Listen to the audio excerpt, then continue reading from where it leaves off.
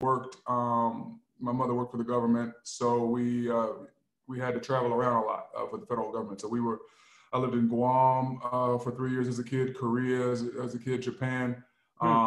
Came back to the States, was in Virginia. I didn't grow up with pictures of football players, athletes on my walls and stuff like that. I was more of a comic book nerd, as you can see back here. I was huge nerd. Was not really into sports at all, honestly. First sport I ever played was soccer, and I felt like I was pretty decent at that. I didn't get into football until I tried it in middle school once. I was terrible at it. Didn't want to do it. Tried it again in high school when I was a lot bigger, and my mom was like, "No, you should go for it. You should give it a shot." So I would say she definitely influenced me to play football, but I wasn't even really that into it. I didn't really get into it until maybe my senior year in high school. Really, I didn't really get into it until college at Ohio State, where I was like, okay, I understand this sport now. So it took a while. So, who did you look up to while growing up? Obviously, you're a comic nerd, but like when you were growing up, I'm sure you watched some football games. And as a defensive player, who do you look up to on the defense that you looked film on to? So there's two answers to that. One, I didn't really look up to any athletes. My mother I looked up to a lot, but I loved Jerry Rice and the 49ers as a kid just because he was so good, thought he was like amazing. When I got really into football and started playing football, and obviously I was playing defensive end, I watched a lot of the greats. I've seen some film on Lawrence Taylor and Reggie White. I thought was amazing. When I got to the NFL, my coach, my defensive line coach, Keith Millard, was like a D-line coach, pass rush specialist, played for the Vikings back in the 80s. He had me watching Michael Strahan all the time, every day, because he felt like we were built the same. And I was about 6'5", 6'6", 270, 80 pounds. And he was about the same when he played. So he was like, you guys move similar. You need to watch more of his film. And he was an amazing player. I spent a lot of time watching his stuff. Yeah. So in high school, did you get to play multiple positions? Because it says you're a linebacker too. So did you get to play linebacker and defensive end? Did they put you all over the field in high school? They did, but I was really big. I was in high school. I was 6'5", 250 pounds. So I was a defensive end and I was a tight end. And I actually was all-state as a tight end. And in my senior year, I only had probably 12 or 14 catches, but 9 touchdowns, something like that. So I was more a red zone threat. I had a couple of long runs, but you just kind of throw it up. And I played basketball too, so I loved hoops. And defensively, they really just lined me up on the edge wherever the strength of the other team was. So if they were running right, Jay go right. If they're running left, Jay go left, and try to shut it down. So and then strangely in my career, most guys, especially linemen, when they begin their career, by the end of their career, they've amassed more weight. Yeah. So they end up starting off as being a linebacker, maybe ending up rushing the pass, or being a pass rusher and ending up, in the interior D-line. I kind of went the opposite. I came in the NFL 280, played at 285 my first, season. And then every year I got smaller. And then by my last season for the Saints, I was playing outside linebacker and, rushing the passer from out there and in coverage. So I was playing at 260. So that was very different. But yeah, kind of wherever it was time to get after the quarterback and kind of get the edge. So how many offers, so after your high school career, how many offers did you get coming out of high school, and what made you led to choose Ohio State? Yeah, good question. So I was late to the football party in a sense of didn't understand. I didn't even know what a scholarship was. Athletically, I just wasn't into it. But I played because, it's the biggest, blackest thing in my school. And they were like, you should try football. And started playing, got into it. And by my end of my sophomore year, I got my first offer. It was from Virginia Tech. And I remember, getting that phone call and giving the phone to my mom and her being all emotional, oh my God, you have somewhere, they're offering you a full scholarship to, play football. And I was like, what does that mean? And they were like, well, you can go to school and you have somewhere to go to college and, you can play football. And I was kind of like, all right, cool. My mom went to Ohio State. She was an OSU alumni grad there, so I knew, and I'm from Columbus in the Yeah. sense, I went to school in Dublin and Worthington, few other schools. But I knew like the Buckeyes were really good. They had a really good football team. A lot of history there. And I knew in the back of my head, like if you do well there, you usually have a chance to go to the NFL. So I didn't commit to any schools by like the end of my junior year. I had about 25, 30 offers, and from everywhere, like Big Ten, Michigan State, East Coast, like Boston College and Pitt and all that stuff, and then Florida and some schools in the South, Arizona State, went out west a little bit. I didn't take any visits out west or in the South. Most of my visits were in the Big Ten, Michigan State, Ohio State, all that stuff. And I knew when I got the Ohio State offer, that was where I wanted to go. I went to like an advanced camp, and they had us all, me and a bunch of other, at the time were 5-star athletes. I was like a 3-star, so I wasn't even really one of those guys. AJ Hawk was there, and Maurice Claret was there, and all of these guys. We're all, Troy Smith, and who ended up winning the Heisman with us. We're all there as high school seniors together, working out and running 40s and all that stuff. And Coach Tressel asked me to come in the office, and he was just like, "Look, you look good. Like, we're definitely going to offer you a scholarship. So we got a scholarship for you. Don't make your decision now. Take your time." I was ready to commit, like on the spot. He's like, "No, don't worry about that. Just talk to your mom and go home and think it over." And I was like, "Okay." And I went home and told my mom, and she was like, "Oh my God!" And then I called back like a couple of days later, like, "All right, like we're not waiting." But so going into my senior year, I already committed to Ohio State, so it made it pretty easy to not have to worry about everyone going, "Where are you going to go?" I was just kind of like, "I know where I want to go, so let's do it." So what was it like playing for your, obviously being home and your parents and your family members can come and watch the game? And what was that like, just playing in front of your family members and the atmosphere? The fan base there in Ohio State is amazing, and they're still competing at a high level. And Ryan Day has them playing a great football right now. But when you were there, what was the atmosphere like? It was unbelievable, man. I'll tell you what. My freshman year, we had the #1 recruiting class in the country. Our team was coming off of an Outback Bowl victory at the time, and they were ranked in the top 10 in the country. And then in comes this #1 recruiting class. At that time in college football, the best teams were like USC and Miami, Florida, and Texas, and us were up there. Michigan was up there. So it was like college football's glory days in a way, right? Like all the great programs, Notre Dame, were really good. And here comes Ohio State with the #1 recruiting class in the country.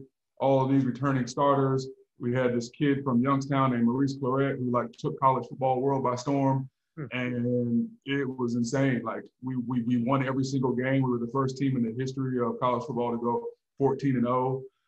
So my freshman year, I get a championship ring and get a chance to be a part of like history. And the atmosphere every week in the shoe, in our stadium in the Horseshoe was unbelievable. People treated us like celebrities, in a way, locally, and just signing autographs and getting mobbed by crowds after games. And it was all like kind of crazy to me because I wasn't really I still wasn't really into football yet. So I'm watching all this and I'm like, man, these people are nuts. Like they really love football. What the hell is going on around here? Yeah. And, as the year went on, I was like, wow, this is actually really special. Like this is a really cool thing we're doing. And that was kind of the beginning of Ohio State really coming back into its glory days. And it's lasted. I mean, my freshman year, we won a championship. My senior year, we lose the championship, but in my 5 years, we're playing for championships, and we're always in the running. We're always in Fiesta Bowl. We're always in the BCS Bowl. And it's been like that ever since. Ohio State's always, either in the playoffs or playing for a championship or right. I mean, you're going to get put on the biggest stage possible when you come to that university. Yeah, so I got to ask you this. While you were playing at Ohio State, did LeBron attend any of the games? Yeah, a couple actually. I remember the most vivid one I remember was my senior year when it's Ohio State #1 in the country, Michigan #2 in the country, and it's the last game of the season, regular season. Ohio State, Michigan. It's the 100th meeting of the Buckeyes in Michigan, historic rivalry. and the atmosphere is beyond electric. Like it's like like the epicenter of the universe for that 3 hours, right? Like everyone's watching. The most watched game, I think, at that point in college football history. And on the sidelines, everyone's there. Like it's star-studded. All the OSU legends and greats were there. There were celebrities, just random celebrities there. And then I look over to my right, and there's LeBron James just standing on the sideline, hanging out with his guys, and kind of shouting us out. And we're all like, "Wow, this is a really big game. Like this is as big of a game as any of us had ever played in." Most, even after that, even in the NFL, that game kind of trumps almost any NFL game I played in. Like it was that kind of atmosphere. So it was pretty cool. So now after your Ohio State career, taking back to the draft experience, the NFL draft, and obviously you got drafted by the Raiders. So how grateful are you that the Raiders gave you the first opportunity to start your career? Oh, immensely grateful. It was a strange process. You never, unless you're like a top 20 pick or so, you never really know what's going to happen in the draft. Yeah. Right? Like no one really knows. There's experts that'll tell you this and tell you that. You just, every kid's just like, man, I hope I hear my name called, And everyone on draft day, no matter where you go, unless it's 1 overall, you're like a little disappointed. Like you're really, really excited to have a job, but you're like, damn, they thought this many guys were better than me or whatever. So for me, go to the NFL Combine. Well, after we played in the national championship game against Florida, I won't discuss the outcome because it's irrelevant at this point, but we fly out to Hawaii. I had to do an all-star game. So I leave from the West Coast, go out to Hawaii, train and then play in this all-star game. I had 3 or 4 sacks in that game, which was a really good showing for me. And then after that, everyone, was like, "Oh, your stock's going up. This is good for you." Had the combine invite, so went to the combine. Had a terrible combine, awful. I got really, really sick. Oh, man. 24 hours before the combine, I had strep throat, feeling terrible. Went there, ran bad, lifted bad, just wasn't myself. Dehydrated, just not feeling good. Whatever. My agent's like, we'll get him back at pro day or whatever. Go to pro day. Much better. Did all the drills, ran another 40, and I think I ran like a 4.79 at 280. So it was like everyone was like, okay, good. He can run, he can move. All right, never mind. Like I think he's draftable again. And I was like, oh, thank God. And so I felt pretty good about myself after that. I know I was at least gonna get drafted, just wasn't sure when. And draft day comes. I wasn't even watching on TV. I think I watched the first 10 picks or so, just out of curiosity. My agent's telling me be ready around the 3rd round. Some scouts said I should have been a 2nd round pick. Some scouts said I shouldn't have been drafted, or I wasn't going to be drafted. So I was kind of like, we'll see. Second day of the draft comes. I remember I got a call at the end of the 2nd round from Jacksonville, and they're like, hey, be ready, be by your phone. We got 2 picks in this next round, and we're looking at you. And I was like, oh shit, this is great. And 2nd round came, and they took a punter instead of me. So that was humbling. That was very disappointing. Yeah. I remember being like, wow, they want a punter instead of, okay, like a 3rd round punter. Yeah. That was tough. And then I was frustrated. Cut the draft off, didn't watch. Next day, it was Sunday, went to church, came home from church. The draft had been on, and I wasn't watching it. And then I got a phone call while I was back at my house changing clothes. Mm-hmm. And it was this lady, and she's like, hey, how you doing? I was like, what's up? And she's like, my name is so-and-so, secretary in the front office of the Oakland Raiders. I got Coach here on the phone. I'm gonna transfer you in. Just want to make sure you were on the phone. And I was like, oh, okay. And I'm thinking it's another call, just like the last one, where they're just like, hey, we're looking at you. And he gets on the phone. It's Lane Kiffin. And so Coach Kiffin gets on the phone, and he's like, what's going on, big fella? And I'm like, what's going on, man? And he's like, well, you ready to go to work? And I was like, yeah, whenever you guys, need me, let me know. And he's like, are you watching TV? And I was like, no. He's like, dude, cut your TV on. We just drafted you. And I was like, oh, shit. And, I cut my TV on, and, it's like with the, 138th pick and the first pick of the 5th round, the, Raiders select and said my name. And I was like, oh, wow, I got a job. And he's like, yeah, we got a job for you, but you got to earn it, so I'm going to put you through on the line with your D-line coach. and you guys can talk, and then I'll hop back on the phone and we'll get your flight situation sorted out, and we'll see you here in a couple of days. And I was on a plane in like 48 hours and was out there, and it was like boots on ground, time to go to work. So that was crazy. It all happened really, really fast, and it was just like, here we go. It was a lot of fun, and I was very grateful. Hey, I didn't realize that Lane Kiffin was the coach for the Raiders. I didn't know that. Yeah, he was the youngest coach in the NFL at the time in the NFL history. Wow. I think McVay was the next youngest after that. Or when McVay was even younger, but at the time Lane was like 33. The head coach of the Raiders, and it was crazy dynamics in that locker room because you got this 33-year-old coach. I was playing on the defensive line. I was starting next to Warren Sapp at three technique. He was like 35 at the time, so he's older than the head coach. And it's just like the things that went on, inside that locker room and those team meeting rooms are like legendary stuff that was happening every day. It was like, what is going on in here? It was a circus, but it was interesting. No, I'm just curious because if imagine, like, for example, before going any further, Bill Belichick, the longest tenure coach in the NFL right now. Yeah. Imagine if the Raiders kept Lane Kiffin as a coach. Do you think they would have been in a much better situation than they are in now? I mean, obviously, John Gruden is a great coach. I'm not knocking him. I'm just saying if they kept Lane Kiffin for like a long period of time, like Bill Belichick, do you think they could have won any Super Bowl that time? Yeah, Coach Gruden is a fantastic coach. But when you look at it, it's really hard to have that discussion because you just don't know someone's career trajectory. Bill Belichick struggled when he was with the Cleveland Browns, and he didn't come right in New England and knock it out of the park. It took a few years to establish a culture and build something. I don't think Lane was ever really given that opportunity. Yeah. So, 2 years in, we have another head coach, and a year after that, another head coach. I mean, it was like every other year it was something. It was another change. So I don't know that Al Davis, who was the owner at the time, really gave that a fair shot. And Lane was kind of unceremoniously discharged, and then there was like subsequent lawsuits and a legal battle between him and the Raiders, and it was crazy. It was like a circus, man. But there was a lot going on that had nothing to do with football in that franchise at that time. They're doing a fantastic job now. Yeah. And sometimes it just takes those tough transitions to get to where you're trying to go. Yeah. So what was it like playing in Oakland with Lane Kiffin and Hugh Jackson? You said Hugh Jackson was the coach there too. Yeah. So what was it like playing with him and Lane Kiffin, and obviously playing with the great Warren Sapp? What was it like learning from him on the defensive side? Oh man, it was exciting actually.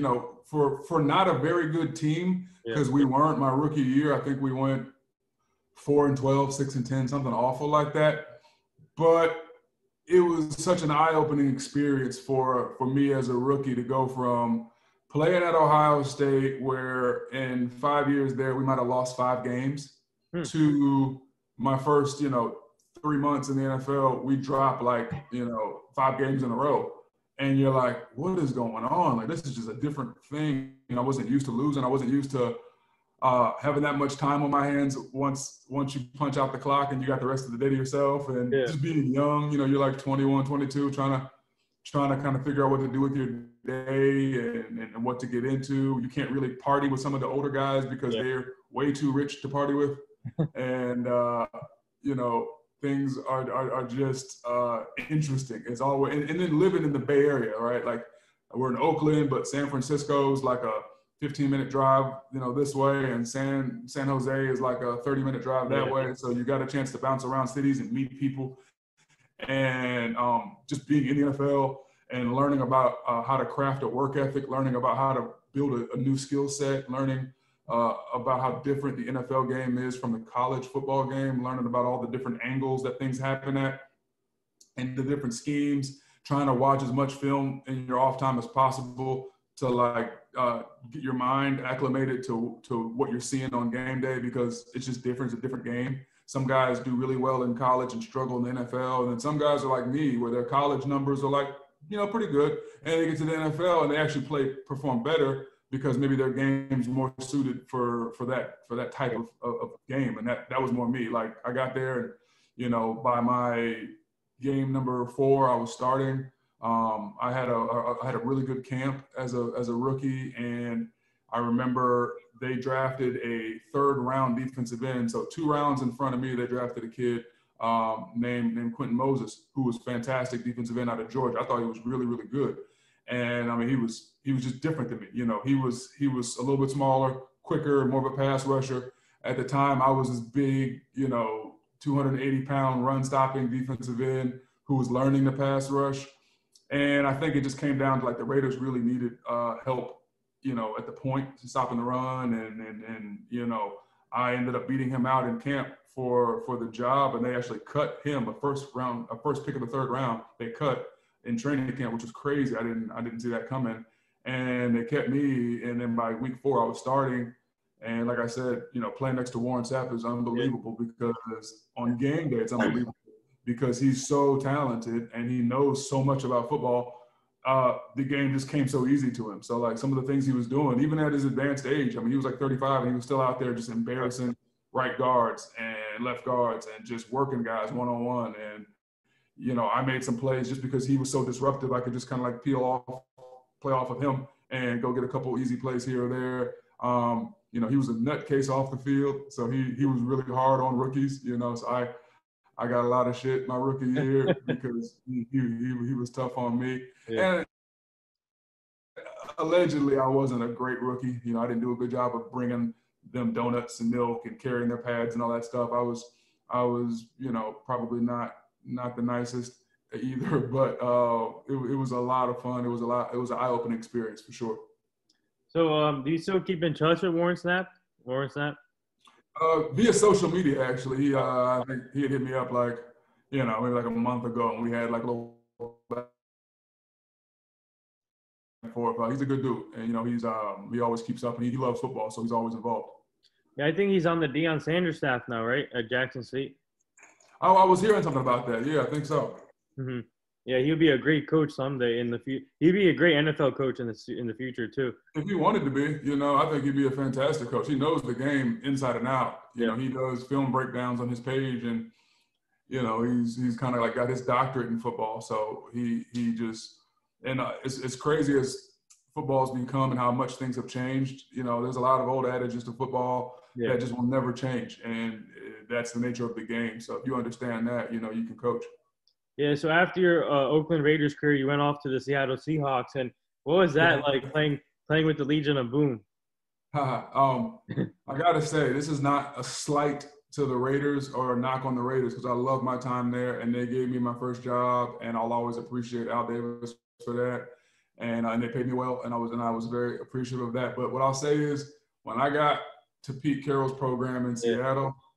I was like, oh, this is the NFL. This is what it's supposed to be about. Like, it was first class from the flight in to, the locker room was just so much nicer. All the amenities were amazing. Like, the fields were so nice. The stadium was unreal. The city was really cool city, really clean. And the people were just diehard, just like Oakland, diehard. The 12th man is a real thing, and those fans are nuts at home. The games are like, the energy is just at a different level. Yeah. And it was really, really cool to be a part of something like that. That was an exciting time. We made the playoffs, my first time ever in the playoffs. I was playing, playing a lot of minutes in the playoffs. And for me, that was like, yes, like, all right. It was really cool. I wish I had been healthier, because I wasn't 100% when I was in Seattle, but I was playing banged up a lot. But, it was important for me to stay out there because that was kind of a pivotal time in my career. So I was glad I was able to. But we made the playoffs and did some things that were pretty cool. Yeah, by the way, congrats to Pete Carroll getting another contract extension from Seattle. Yeah, they're going to keep paying Pete. Pete do his thing. Yeah. As long as you keep having a competitive program every, year in and year out, you're competitive and you keep a hold of your good players if you can, especially Pete, they're going to put some cheese on his taco. So he's doing good. Yeah. So obviously you play with Legion of Boom was the best defense at that time. And oh man, yeah, it was crazy to see Earl Thomas and Cam Chancellor grow up like right in front of us. Because when I got there, Cam Chancellor had just got moved to safety, and no one really knew who he was, and he was huge. Like I walked in the door and I remember seeing him, and I'm like, what position you play, rush end? I thought it was a rush end. I'm like, oh, you're you're going to the D-line room with us, right? He was like, nah, man, I'm a safety. I was like, you're a safety? I was like, oh my God, what are they doing with you back there? And then like very first practice I was there, like, you know, there was like a draw play or something like that. And I just hear this boom. And I turn around like, oh my God, he just tried to kill somebody. And it was him and Marshawn going at it, like cracking heads. And I remember being like, wow, these boys practice hard. Like they're not playing around here. And like, that was how it was every day. Like those two were just colliding and trying to get the best of one another. But I learned how tough Marshawn Lynch was too. And I was like, whoa, this dude, yeah. So that the day he had his famous beast mode run against the New Orleans Saints, I was on the sideline, you know, during that run, and it was against the Saints, who had one of my brothers on that team, Will Smith, who passed away years later. Yeah. But you know, rest in peace to Will, man. But that was a wild game. You know, we beat Drew Brees and the Saints, and then Marshawn had that run at the end, and you couldn't tell us nothing in that city that night. Like we were going crazy. It was a good time. Yeah. So actually, speaking of former Seattle Seahawks, I had Robert Turbin on my show. Oh yeah. Yeah, a couple months back, and big old running back. Yeah. Does he still have those big old biceps? Yeah. Yeah, he's pretty jacked. Yeah, I'll send you. Actually, you know what? After this, I'll send you my interview with him so you can check it out. So, nice. Yeah. So my next question here, obviously, after Seattle, now you went to the Jets. What was that like playing in front of the New York fans? And obviously, Jets they're known for their defense too. My time in New York, New Jersey, you know, I didn't last as long there, and it was a strange. There was a lot going on there. You got to realize, when I see the New York Jets franchise right now, this is no shade, but when I see it, I'm like, yeah, it makes sense. They weren't really there to play football. Like they were there to sell tickets. They were there to be, you know, put headlines out. You know, we had Mark Sanchez and Tim Tebow and all these personalities, Darrelle Revis and Bart Scott, who I loved. He's an awesome linebacker. Bart Scott is a linebacker, played for the Ravens for years and then came over. And he was like, you know, he was nuts, but really good linebacker. But like, he was just fun in the locker room. Like, he was a funny guy. And it was always like a media show out there. Like, I'd never been a part of a team like that where it was so closely followed by the media, and there were always so many cameras at every practice, and everything was publicized, to, you know, Mark dating Eva Longoria, to what's Tim Tebow doing today. And I was like, you know, and then you're at practice and you're watching guys, and I'm watching kind of Tim, and I'm like, he looks more like a fullback to a tight end to me than a quarterback. Like, he should be playing, you know, a different position. And they tried him. They tried him at tight end, and they tried him at fullback a couple times, and it was just like, what are we doing? Like, it was just so much weird stuff happening. I liked Rex Ryan, though. Rex was a really good guy, good coach. You know, they had Tannenbaum as the GM, and I just think that management was not interested in winning football games. They were more interested in just, like, you know, selling tickets and kind of being a show, and that's kind of what it felt like. Wow, that's crazy. I mean, Ryan, wherever Rex Ryan goes, it seems like a circus. But he's a brilliant coach. He's a good coach. He's a great coach. He just has that personality, you know. But I like Rex. I like guys playing for Rex. He's awesome. It was the management above Rex, you know, the execs and you know, GM and all. Like they just weren't, to me at that time. It didn't seem like they were that interested in winning games. Yeah, no, Rex deserves another chance to coach. This guy can coach. Yeah, Rex is awesome. I like Rex. That's my guy. Did you, by any chance, did you get to play with Antonio Cromartie that time? Absolutely. Crow was on that team. He's a freak of nature, man. Yeah. You talk about a dude, you know, 6'3", 235 pounds, playing cornerback, and he's running a 4.3. I remember watching him in practice and being like, wow, like, like, what do you, once again, it was like that Cam Chancellor moment. I'm like, you're a cornerback? And he's like, yeah. I'm like, okay. And then we get on the practice field. I'm like, oh, wow, he's like faster than everybody. He can cover anything. He can hit. I was like, dude, this dude is special. I mean, he's a real cool guy too, really good guy. And he had like 35 kids, and he knew all their names, which impressed me for some reason. It was interesting. I had him on my show too, Cromartie, on my podcast. Did you? Yeah. Crow's good. I also had I had his cousin too, Dominic Rogers Cromartie, on the show. Okay. Yeah. Yeah. So my next question here, after the Jets, obviously went to the Saints, and I think, to be honest, let me ask you this. Let me ask you an honest question here before we go to the Saints' career. Would you say that Seattle and New Orleans was your best two teams that you played for? For sure. As Yeah, far as, the talent not so much the talent, but the results. Like we got, yeah, we were better teams. It was more organized, well coached ball clubs, and the organization was built properly and was first class. New yeah, Orleans was a lot like Seattle. You get there, they had a good program, they had good talent, they had leadership at the very top with, Sean and Drew. Sean Payton and Drew Brees, yep, were two good leaders for that franchise.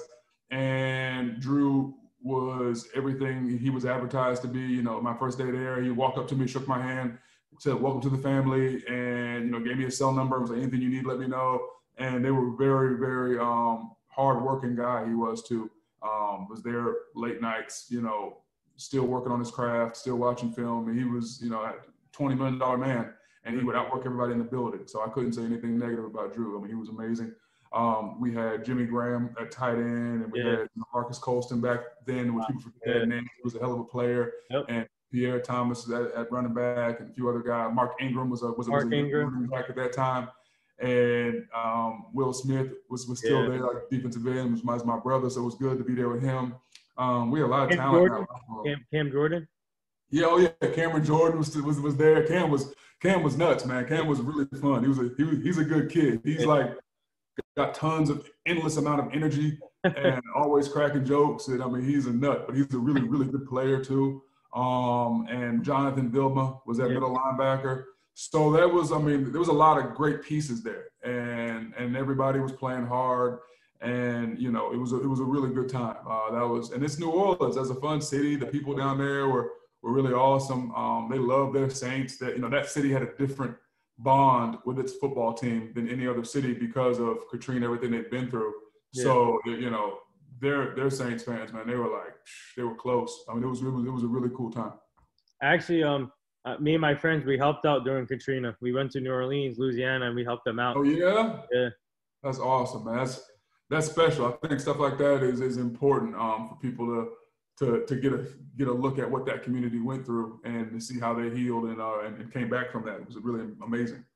Yeah. So what was it like playing underneath Pete Carroll, and then Russell Wilson was there obviously too. So you went from Pete Carroll, Russell Wilson to Drew Brees and Sean Payton. What was that like? Because I feel like both of them, those two combos are the best combos in the NFL right now with Pete Carroll, Russell Wilson, and Sean Payton and Drew Brees. Yeah, you know what? A lot of similarities there. Just at the time, Sean and Drew had just been doing it longer. I mean, they had won a championship. Those two were like this, man. Like, Drew could run the offense and call the plays, and vice versa. Sean couldn't throw a football. But the point is, like, they were very in sync. So the offense used to just look so fast in practice. Like, I mean, balls coming out quick every time. They know where they want to go with it. They would draw up all these nutty plays sometimes and execute them in practice. You're like, wow, these guys are like playing at a different level. And Sean Payton really had a good understanding of personnel and how to use different pieces. Pete Carroll, the things that stood out about him as a coach is his energy. Pete Carroll is a guy that, like, it's even if you're tired and you're banged up and you're not feeling good, when he walks in the room with that energy and he's positive and he's always revved up and trying to get the most out of his guys, it's hard not to play hard for him. Mm-hmm. So he got the most I've ever seen from a coach out of his players. Like, guys would really go hard for Pete because, he'd give it back to you. Like, if you played hard for him, if you practiced hard, he'd give you some time off in the afternoon if you went really hard. Game day, we go out there and play hard. You get a Monday off. He's a fun coach. He always had cool pregame speakers come and talk to us. I never forget when we were playing the Saints. Strangely, we were playing New Orleans Saints in New Orleans the same season that we ended up beating them in the playoffs months later. And he had the comedian, and I don't know why I'm drawing a blank. No, he had Will Ferrell. Will Ferrell give us a pregame speech like the night before, in the hotel, and it just caught us all completely off guard. He's like, I got a special guy I want you guys to listen to. So just sit back, and I want you guys to really take to heart what this guy's about to say. And we didn't know who it was going to be. So it's usually like some legendary coach or player. And next thing you know, he's like, so ladies and gentlemen, this is my guy, Will. And Will Ferrell walks up. We're like, what on earth? And he does like a 20-minute like stand-up set, kind of like, he's just cracking jokes and he's pretending that he's preparing a team for a game, which he kind of is, but he's being Will Ferrell. So it made it really funny. And then he hung out with us and took pictures and autographs. I mean, it was a good time. But that's the kind of stuff that Pete does. Like, he likes to keep you guessing. He likes to keep his players engaged and excited. You know, he likes to keep the energy levels up. So I've never been around a program with a guy like that. I mean, that was pretty interesting. That's why coaches like Sean Payton and Pete Carroll are so successful, because they like to keep the locker room upbeat. And even Bill Belichick does too, but not like what Pete Carroll and Sean Payton does. But Sean Payton and Pete Carroll, they remind me. Both of them are debatable. You can put this. This can be like a debate question. Who's a better coach, Sean Payton or Pete Carroll? Sure. I mean, you could debate that all day long. And it's interesting that you mentioned Belichick, because both of those guys have coached with Belichick. So they all kind of come from that same coaching tree. And from what I've heard, like quietly, like Bill Belichick is the same way. Just when the cameras come off, he gets that, stoic demeanor. But the moment the cameras are off, he is a lot of fun. Is what the guys say. Yeah. So after your NFL career, what looking back at your career, what do you take most out of it, and all the teams that passed up on you, and especially the Jaguars that passed up you, took the punter? What would you say to the NFL teams that passed on you? And obviously you had a great NFL career, in my opinion, and you played with a lot of great teams. So what would you say? What would you take back from your career? I'm no different than any other guy who felt overlooked. I definitely go back and study the teams that pass me up when they come up on our schedule. So we played the Jaguars that season, my rookie year. And I remember like going out there and just trying to destroy everything that game. And I think I finished that game with like a sack and like 9 tackles and like 3 for loss and a couple of knockdown passes. Like, I was really trying to let my presence be known that like, you guys had a chance at this. And all the defensive ends, I think there were 12 defensive ends drafted in front of me. And of all of them, at the end of my rookie year, I think my numbers were better than all of them except for one. I think that was Gaines Adams. I think he had like 7 sacks, and had a pretty good rookie year. And my numbers were right behind his. And I remember being like, all right, good. Like, hope they know that, like, they screwed this one up. Because I think every guy who isn't drafted in the first round goes through that, where they see all these guys and they're like, the one thing you learn about the NFL is it'll pull out of you how much you want it. If you really want it and you really want to do this at a high level, like, you're going to get the chance to, and you're going to do whatever is necessary to get to the level you want to get at. And if you really don't, and you're not that interested in it, it'll expose that too. And it'll kind of, like, you can't hide in this league. It's not like college where they can build a scheme around you and you can look good. Like, you either good and you work and you go make it happen, or you're not and you get cut. Like, it's very difficult to hide in this league. So now switching gears from your career to the broadcast world, and obviously your podcaster also. So when did your podcast come about, and how often do you do your shows? And are you currently working on some big things for your podcast? Podcast also. Yeah. So a couple things. When I was playing, I knew I wanted to get into broadcast. I think when I was growing up, I watched a lot of Stuart Scott and all of these guys on ESPN. And I think like those are the guys I more looked up to than the athletes. I thought that was a cool job to be able to call games and do highlights and all that stuff. I just interact with people. And I thought that was a really fun thing to be doing and still be involved in sports. So, and then during my career, I was usually somebody that the coaches would pick to go deal with the media, because, they knew I wouldn't say anything crazy or throw anybody under the bus. So I got used to the media and comfortable. So when I got done playing, I went to my local station here in Columbus and was like, hey, I would love to get involved and help you guys with some coverage, or just, get in the sports department and see how I can pitch in. And they were like, yeah, okay, great. Well, let's give it a shot. And I remember my first year I did it for free. I was just like wanting to get the reps and learn. It was almost like an internship. And it went so well that the next year they hired me. And I thought that was really cool. And I've been working shows here for ABC and Fox here in Columbus ever since. Wow. We have Ohio State pre-show at 11 a.m. on ABC6 here in Columbus this Saturday, and then after the game, 11 p.m. at night, we'll be doing the wrap-up show and talking about everything, and I'll be back on in the morning. I've hosted the morning show a few times, which has been a whole lot of fun. It's not football at all. It's just, fluff stuff and just fun TV stuff. So just learning how to host, learning how to be an analyst. And then the podcast was like something that I think the quarantine brought on, where everyone was sitting around and wanted to get involved and put out some content. So that's how I started too. Yeah, right. So we just started, talking about what was going on, and started getting some guests on and getting guys that have played and getting guys, from other sports, girls from other sports. I interviewed Olympians because the Olympics were supposed to be this year and it didn't happen. So I wanted to interview a lot of those. I interviewed about 4 people that were supposed to be in the Olympics and just try to figure out, so what's the next move now? What are you guys into? Anything that I thought was an interesting or compelling sports story I discussed. And then I discussed things where sports and politics kind of crossed over.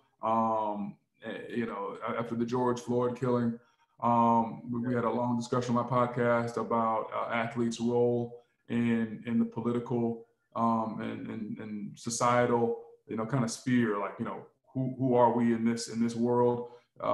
It always really upset me when people would tell athletes to stick to sports, because politics involves everybody. You pay taxes, you're involved in the political process. So it'd be like me telling a guy that's a lawyer or a doctor to stick to, being a doctor or stick to being a lawyer. Like, where we all have jobs in this society, but we're all a part of the society. So why should we not all be a part of the conversation about how to make it better? And it didn't make sense to me to tell one particular, group of people working a specific job, hey, you guys should not be involved in this. I thought that was strange.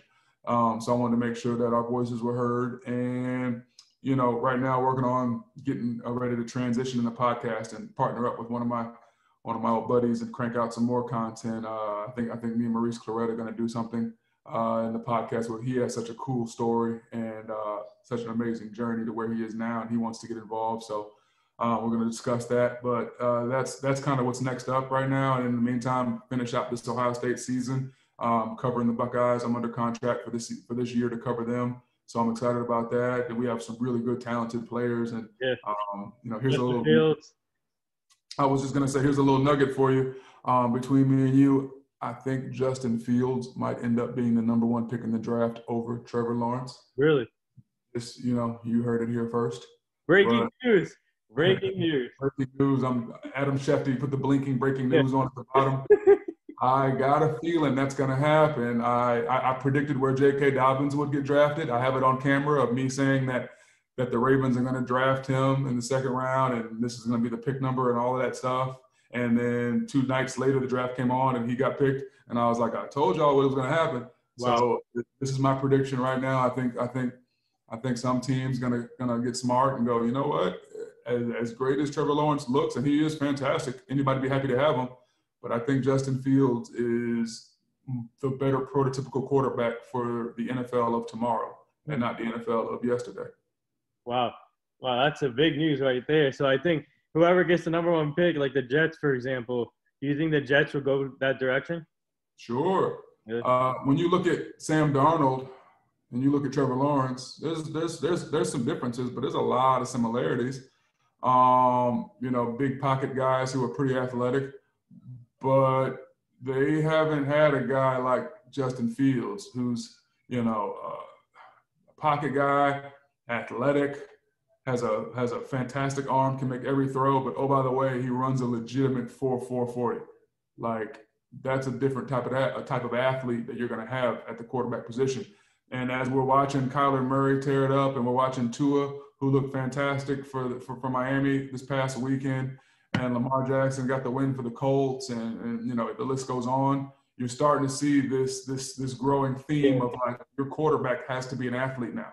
He doesn't have to be Michael Vick, but he can't be Joe Flacco in the pocket. He can't just be a big stiff, standing around waiting to get smashed. Not unless he's Tom Brady and he can just operate at that high of a level mentally. And even Tom Brady, as you saw, struggled last night, when when the pressure was put on and he really couldn't get to his spots. You have to have that, hey, if everything breaks down, I at least know I got a guy that can use his legs and go get us a first down, or can at least, like Aaron Rodgers does, use his legs to buy time, for those receivers to get open. So you need that element, and Justin Fields is perfect. Interesting. This will be. I can't wait for the draft. This is gonna be interesting. And I'm a Dallas Cowboy fan. And sorry to hear that. Dak Prescott. Dak Prescott is another example for a mobile quarterback, and I'm just he's been through a lot, and this guy he's like a warrior for us, and I'm just hoping he gets back. Cowboys blew that one, didn't they? I think Dak Prescott is a great quarterback, and we need to pay him. And right now we're on a 4-string. We almost beat Pittsburgh yesterday on a 4-string quarterback. Almost got Blitzburg. If you had Dak Prescott, you would have. And here's the problem, man. The Cowboys had a chance to get Dak under contract. And the second thing is you got to protect him. You're missing Tyron Smith, and you're missing all of, a lot of your core offensive line unit. Then Dak gets hit a lot, and eventually something broke, and that was horrible to see. I'm glad he at least signed that tender and was able to probably pull in like $35 million this year, which is cool. But I know he would have much rather had a long-term contract that reflected what he brings to the table for the Cowboys. Because even a week later, when he hadn't played in a week, he was still leading the NFL in passing yards. And you've watched this team just fall to pieces without him. And if that doesn't show you that he's absolutely, your QB of the future and your leader, I think nothing else will. And you bring up Dak Prescott. When I look at Justin Fields, I see a souped up version of Dak Prescott. Wow. Like I see a more athletic Dak Prescott, like way more athletic. But, Dak's athletic. Justin's not as bulky. He's a little bit leaner, not much leaner, but he's a little bit leaner. But man, he is quick. He's fast. He's has that same mentality of Dak Prescott where he's not going to make the big mistake usually. Like, it's very rare. You look at you look at Justin Fields' completions, he has as many touchdowns as he has incompletions. It's like, 8 and 8, something like that. I mean, he's just very, very poised, very smart with the football. He'll throw it away if he has to. He's not looking to, do anything stupid. Like, he's going to make the smart move. But when it's open and it's there, he can make the big throw happen right away. I mean, he's special. Yeah, so now I do this fun little segment with all my guests that come on the show. It's called the Rapid Fire segment. So you ready for this? Let's do it. Yeah, Kawhi Leonard's laugh or Kevin Hart's laugh? Oh, Kawhi Leonard. Favorite food? Oh, good steak. Yeah, so so obviously Chase Young came out of Ohio State, and what are your thoughts on him as a player? And speaking of Chase Young, when I posted when I promoted for today's interview on the story this morning, I tagged him. He looked at the story this morning. Chase Young. Yeah. So what are your thoughts on him as a player so far in the NFL? Chase Young, I covered a lot of his games for Ohio State his senior year, well, all of his years. He's the best pass rusher I've ever seen in college football. And I don't say that lightly because there's been tons of amazing greats, college football Hall of Fame pass rushers. Chase Young, we knew was NFL ready, like almost right away. I was like, oh my God, look at this kid. I had a chance to go to a couple of Ohio State practices and talk to him a little bit, a couple times, just nothing crazy, just kind of get a feel for how he's wired, ask him a few questions. And right away I could tell he was like, ready for that next level. Like when I had the discussions with him just in general about pass rush or about what his goals were for this season, his answers told me like, oh yeah, this kid is thinking about the game at a different level. Like he knows he's good. He's prepared for the challenge of being double teamed and triple teamed in college because he's expecting it now. And he's already asking questions about like advanced football questions about hand placement and, offensive formations and stuff like that. And I was like, yeah, this dude's special.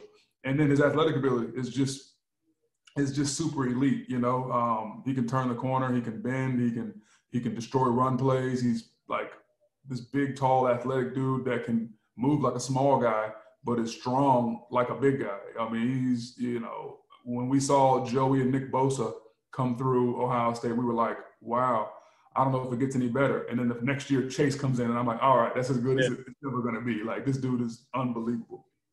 And I think he's the highest graded rookie D lineman in the NFL right now. Wow. I mean, he grades out like consistently in the 80s, I think, which is crazy because most youngins coming into this league make a lot of mistakes. It's normal, to grade out in the 60s or low 70s in games just because you're learning. He executes at a high level. I mean, I hope he can stay healthy. That's the only thing that could take him out, because when he's healthy, dude's a monster. Mm-hmm.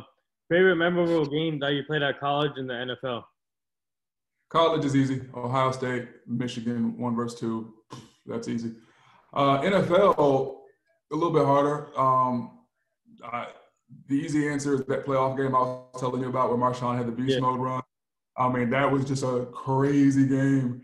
And to be a part of that team, and just to be a part of that time and that moment in history, I still see those highlights on SportsCenter to this day. They still show that run. And I can see myself on the sideline, like throw my helmet up, and I'm like, man, it takes you back every time. But then I had like some moments, like me personally, we had a double overtime game against the Jets. Brett Favre was the quarterback when I was with the Raiders, and I remember getting a chance to sack Brett Favre and getting all these quarterback hits that game. And just remember that game felt like it went on forever because it was double OT, and I think we pulled that one out, and it was just a crazy feeling, because we didn't get tons of wins in that Oakland Stadium. So when we did, we partied. Yeah. Obviously, outside of when you were playing outside of football, what else did you like to do? Yeah, great question. Huge nerd, still was heavy in the comic books and all that stuff. Used to love to travel, just go when I went overseas and just saw things, and got to check out different cultures and meet people. And I think that was really cool. I loved being involved in the youth, right? So I had a foundation, and we would have youth events every off season. I'd fly some guys from teams that I played with, buddies of mine, to Columbus, and I'd have them come here and interact with a lot of our youth and give them some uplifting encouragement and work with them on things that they were trying to do. Our foundation was big into helping kids get jobs, help them get hired, help them build skill sets so that when they were done with high school, they could either go to college or they could, find a trade. But it was really important to see kids get involved and become, kind of contributing members of society and stuff like that. So those are things that I'm passionate about. Do you have Super Bowl picks here? Still early. Super Bowl picks. So if I had to say who I think is going to come out of the NFC, when you look at Green Bay, you look at Seattle, Tampa looked rough the other night. Yeah. Everything seems kind of up in the air. The AFC is much easier. It's to me, Pat Mahomes is by far the best football player in the NFL. Talent-wise, just what he can do.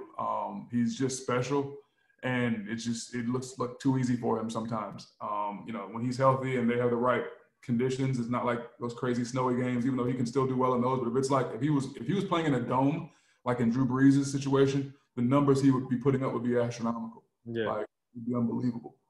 So that team is got a lot of pieces too. In the NFC, the picture is not really as clear. Right. So I'm more just kind of taking a gamble here. But if I had to take a gamble, and I wish that I could bet on their defense, because I think their defense just, the Seattle defense is just hit or miss. Some weeks they look good for like a couple quarters, and then some weeks you're like, oh my God, like Russell Wilson's gonna have to score 50 points for them to win this game. And he sometimes does it, he scores just enough for them to win. But if their defense can get healthy, make some strides, tighten up for the playoffs, I don't think, because playoff games come down to quarterback play. Yeah. Playoff games, you can judge who's going to be there at the end of the playoff by who your quarterback is and how well they play in the last 4 minutes of games, because clutch time, it's when you're going to want your LeBron moments, your Kobe moments. You're going to want guys who can close out. And Russ is a closer. He's probably the best closer in football. Yeah. And I don't know if it gets any better than that in the last 4 minutes of a game than Russell Wilson. So I got to bet on him. So I'd probably go Seattle Chiefs, which would be a cool matchup. Yeah. Because of the two quarterbacks, Andy Reid and Pete Carroll. I think that would be a really cool matchup. And I hope it'd be played in Tampa too, if I'm not mistaken. Yeah, Tampa, yeah. So you get good weather conditions, hopefully.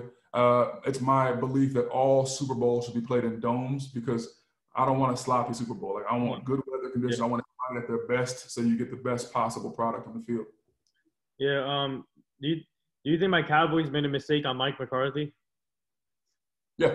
Yeah. Yeah. I think that's easy to call right now, but I was calling it early. I was kind of like, Mike McCarthy, his name hasn't been hot in a while. When last seen, he had been struggling ever since, they won a Super Bowl, and that was really with Aaron Rodgers being great. And they finally had a decent defense, and then Aaron Rodgers took them all the way.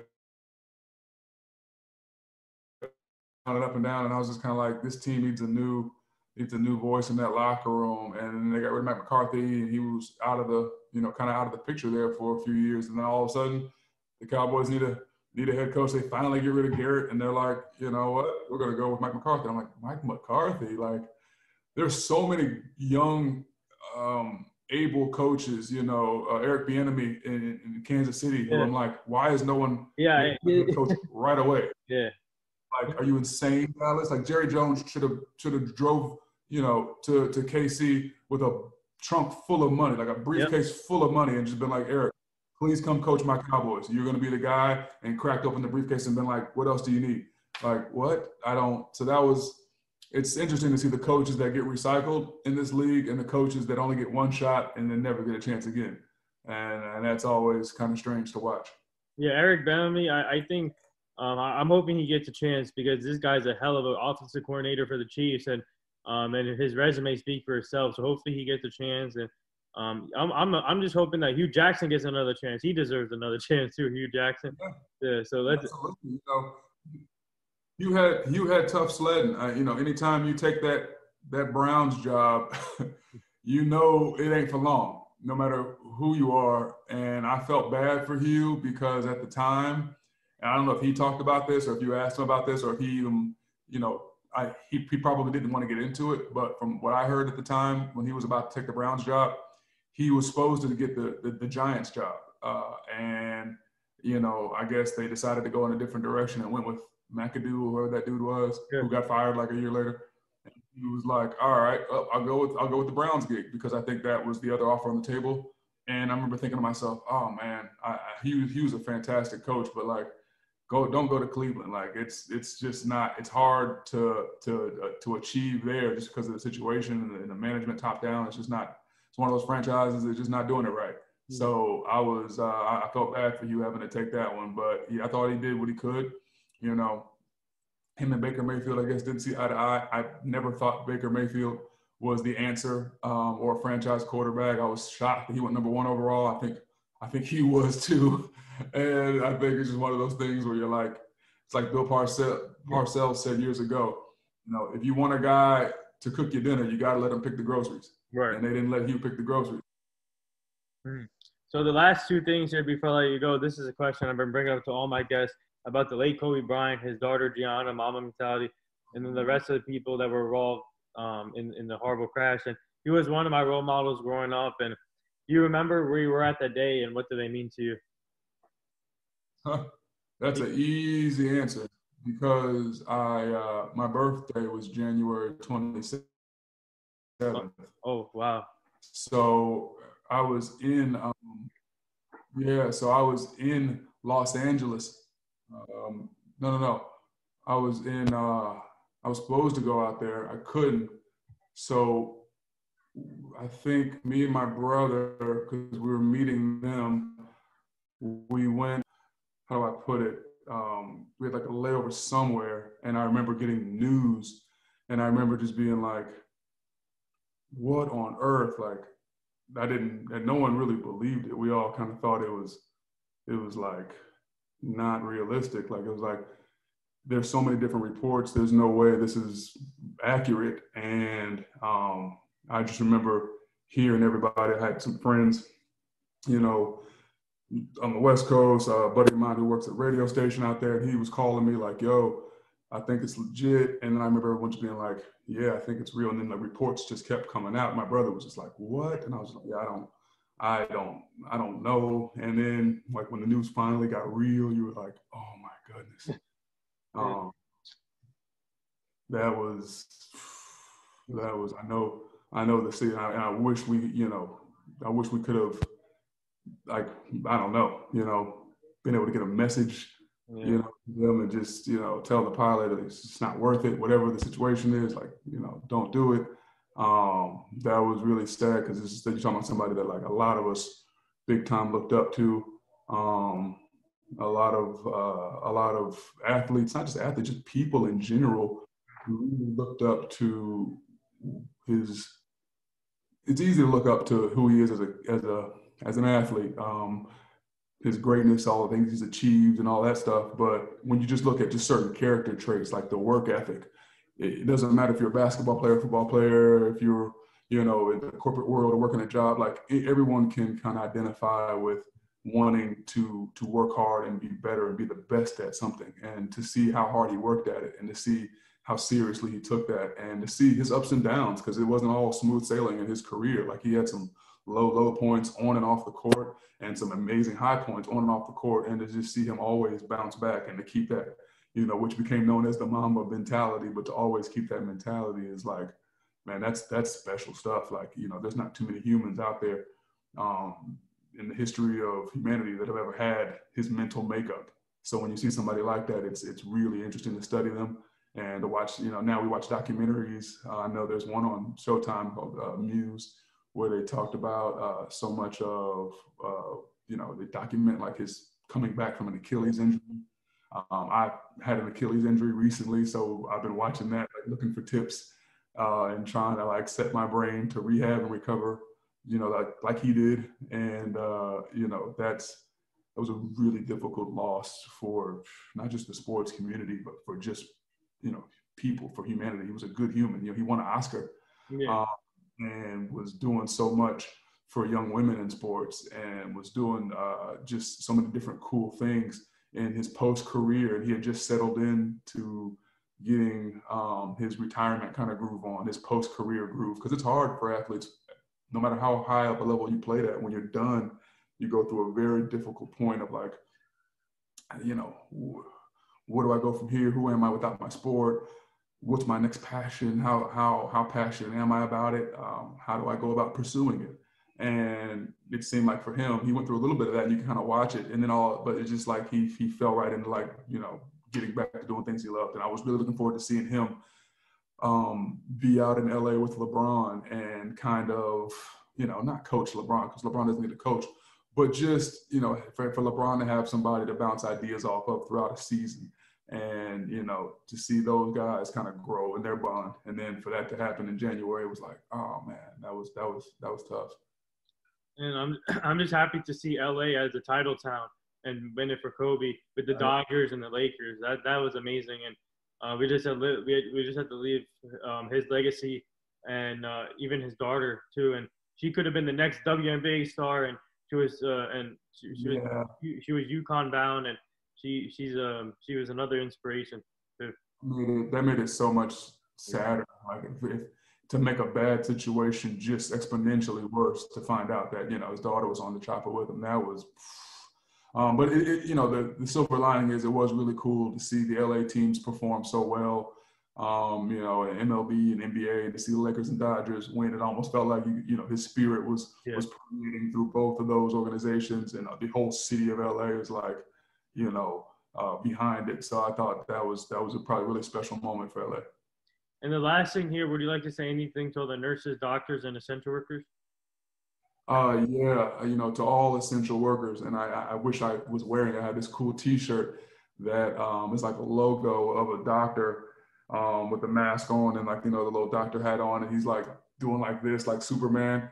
Because I mean, during this time, if you're a first responder, or you're a doctor, you're a nurse, you're anybody in the medical field of that world, they've been overwhelmed, and they've been working insane hours, and they've been, putting their lives really on the line to try to save lives and protect people and heal people. And man, there's no like amount of money you can write to compensate them for that.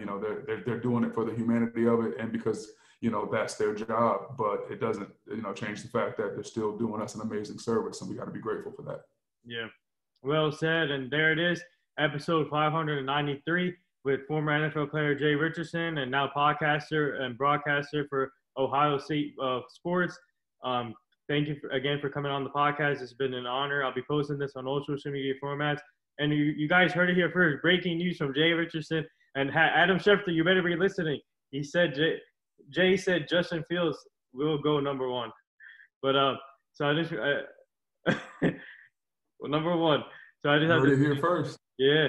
So I just have to say thank you again, and you keep up the great work, keep grinding, and I'm sure obviously we're gonna connect again soon, and we should do a collab show one day too. Yeah. But Let's do it. I love it. Yeah. So I love doing the show. Keep doing what you're doing. You've had a lot of fantastic guests on here. So I was really excited to see how well you're doing and to make it to show 593. Yeah. Yeah. Man, that's diligence and that's consistency. So don't stop, man. Keep going. Yeah. So I'm 7 away from 600. So I'm pushing. So, but yeah. So thank you again. You and your family stay safe and keep grinding. All right. Thank you. Take care of yourself. Yep. All right.